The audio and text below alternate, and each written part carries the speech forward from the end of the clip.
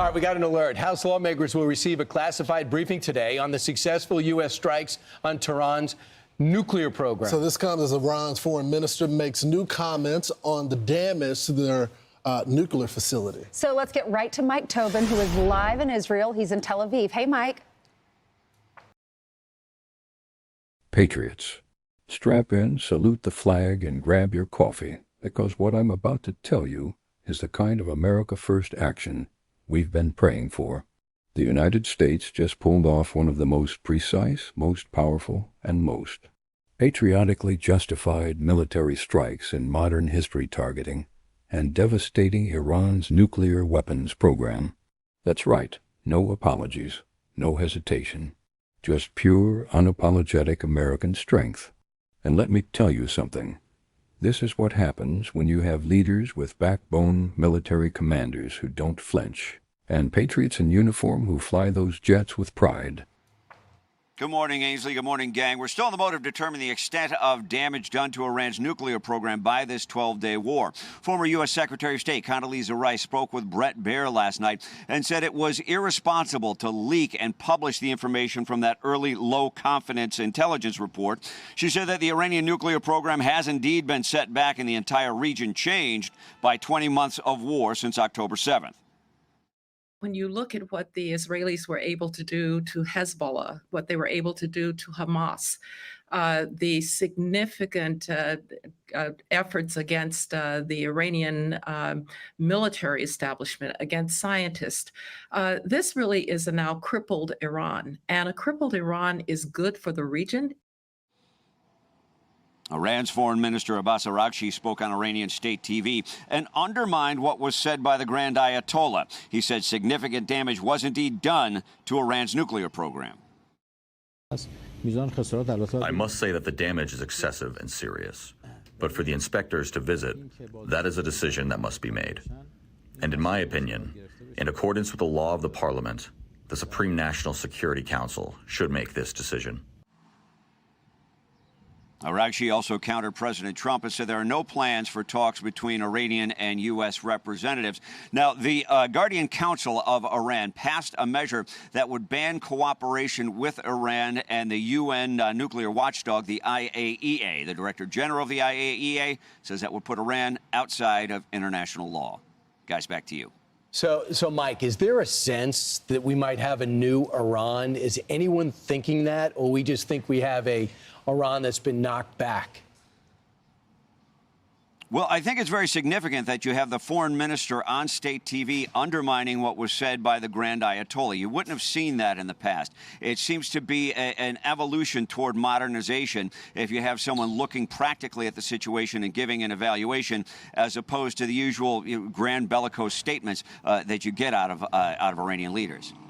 You know, Mike, I was looking at all the Iranian activists that I follow, and a lot of people pointed out how much the Ayatollah has aged just over the past, before the strike and after the strike. He doesn't look so well. Did you recognize that?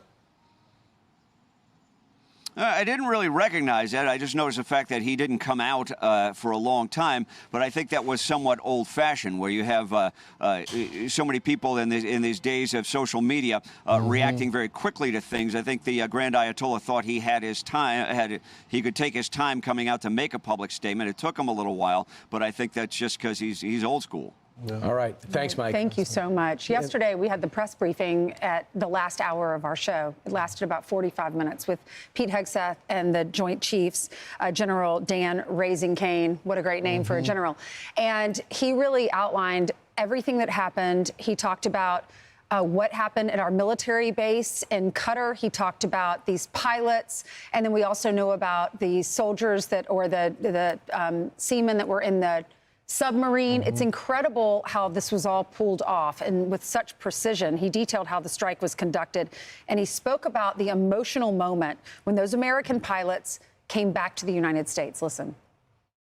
When the crews went to work on Friday, they kissed their loved ones goodbye, not knowing when or if they'd be home. Late on Saturday night, their families became aware of what was happening. And on Sunday, when those jets returned from Whiteman, their families were there. Flags flying and tears flowing. I have chills literally talking about this.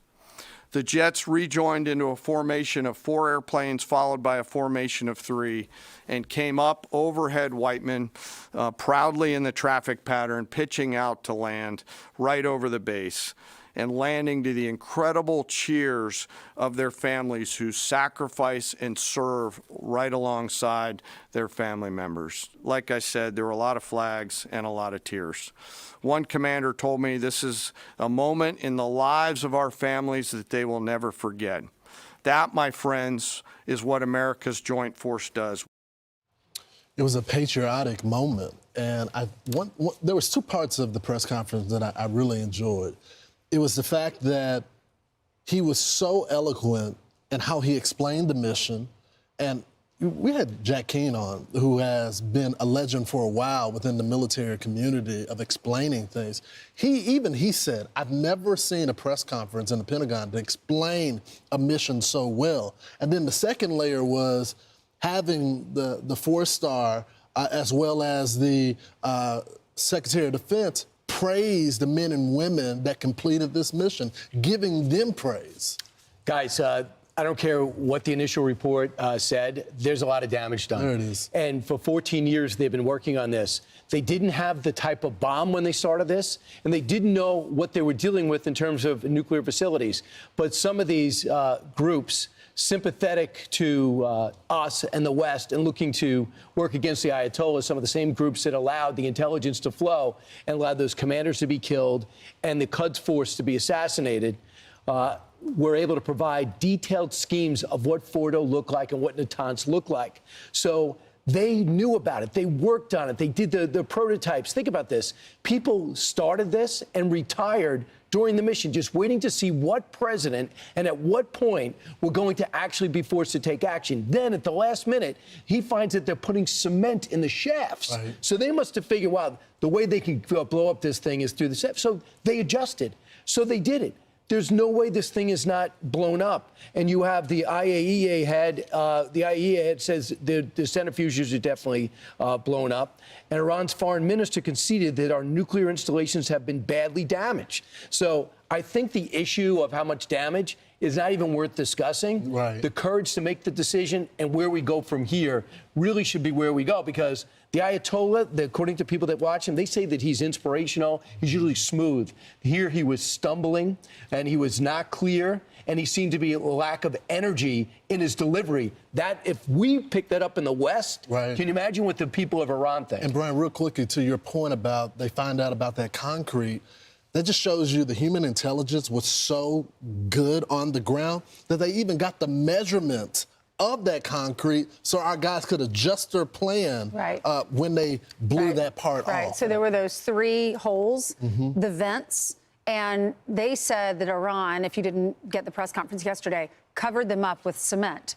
Our first strike blew off that cement, and then they were able to shoot number 2, number 3, number 4, number 5 down into that center hole, and they said destroy the nuclear facility. And Donald Trump said if Iran attempts to repair their nuclear program, again, that the U.S. will not hesitate to just launch another strike. And then Senator John Kennedy said, and if Tehran tries to do that, then Israel will know. Their intelligence is incredible. They're watching everything on the ground, and they know what's happening. Although there were 700 executions in Iran by people that they say were spies, including some, they said 3 Mossad agents. I don't know if that's true, but it's, you would think that they would be trying to get to the bottom of it. The other thing was the foreign minister's going to China. Right. And he wants to establish, China left him, they buy their oil, but they didn't do anything to defend him. We have to think about, what if China starts coming in with nuclear components of a nuclear program along with North Korea? Do we stop those ships in the Persian Gulf? It's going to be a big debate. Remember, China sent in the five airplanes into Iran right before this strike. What were they doing there? What were they taking with them? That's right. Those are some of the questions. But the Secretary of State said he believes it was people. So I'm just saying that's what Marco Rubio said. Okay. So because I think they were getting people out. We're going to be getting that full report sometime soon. They didn't just strike. They crippled Iran's nuclear program. According to even Iran's own foreign minister, the damage was excessive and serious. That's not propaganda, folks. That's the truth cracking through the lies of a crumbling regime. And how did we do it? with grit, precision, and world-class intelligence. Our guys on the ground got measurements of cement Iran poured into those nuke shafts and adjusted in real time. Strike 1, boom, blew the cover. Strikes 2 through 5, straight down the hole. Facility leveled. That's how the U.S. military rolls when it's unleashed. And here's the kicker. Iran is falling apart from within. The foreign minister is now contradicting the Grand Ayatollah on national TV.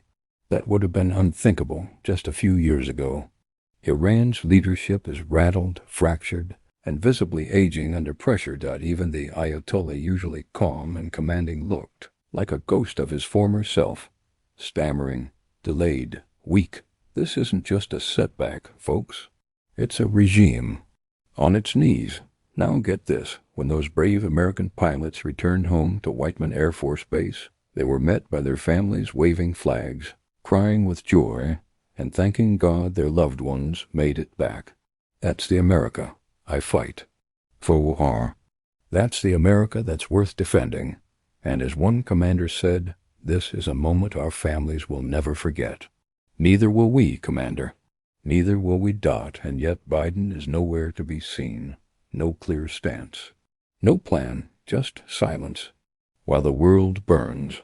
You think China and North Korea aren't watching this closely? They're testing us. They're flying planes into Iran.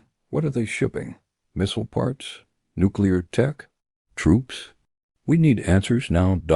And I'll say this loud and clear. President Donald J. Trump's warning still echoes across the globe.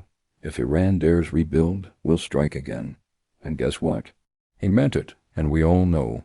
Under Trump, America was feared, respected, and never messed with. So if you're proud of our troops, sick of the globalist lies, and ready to put America first again, smash that LIKE button, subscribe to Republican Forum, and turn on that notification bell, because we're not backing down. This is a war for truth, for strength, and for freedom, and here we don't apologize for loving this country. God bless our troops. God bless our patriots. And God bless the United States of America.